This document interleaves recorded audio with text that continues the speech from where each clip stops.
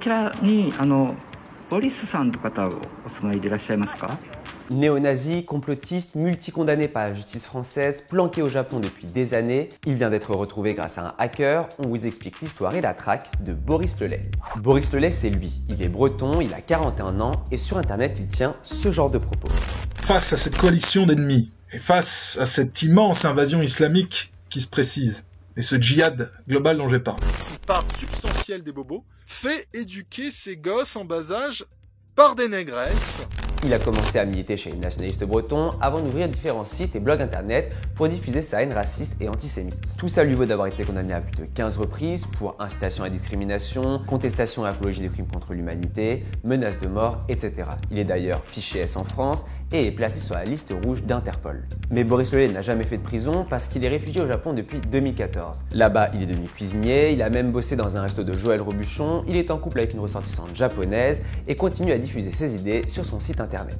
Apologie du Troisième Reich, homophobie, appel à la guerre de civilisation, le site a été bloqué plus de 20 fois mais continue à chaque fois à renaître sous une nouvelle adresse. Mais en février dernier, un hacker du nom de 6m18 a réussi à pirater le site de Boris Lelay et à identifier l'endroit où se trouve cette idole de la fachosphère. Quelques mois après, un journaliste du Telegram est parti à sa recherche. J'ai pris contact avec un militant antiraciste qui s'appelle Yasumichi Noma. Et le lendemain de mon arrivée, j'ai rencontré ce monsieur pour comprendre dans quel contexte ces militants d'ultra-droite vivaient au Japon. Et c'est là que je lui ai dit que j'avais une adresse. Très rapidement, l'appartement a été identifié. Tout simplement, on a sonné une fois, deux fois, trois fois. Et puis, au bout de la quatrième fois, une femme japonaise nous a répondu. こちらにボリスさんという方がお住まいでいらっしゃいますか？ Dans un premier temps, elle nous a dit qu'il était très occupé, ce qui nous permettait de confirmer qu'il habitait bien là.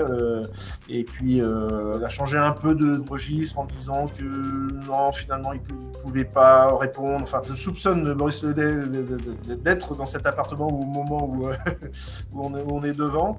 On a attendu un petit peu, une heure environ, et espérer peut-être le croiser, le rencontrer. Bon, ça ne s'est pas fait, mais l'essentiel était là. On avait la confirmation que Boris Lelay est bien installé au Japon et qu'il vit tranquillement sa vie là-bas. De nombreux militants réclament aujourd'hui son retour en France, mais Boris Lelay est protégé car il n'existe aucun accord d'extradition entre le Japon et la France. Sa situation administrative se complique parce que son passeport français est expiré. Il a un titre de séjour délivré par les autorités nippones. D'après nos informations, est valide jusqu'en 2026.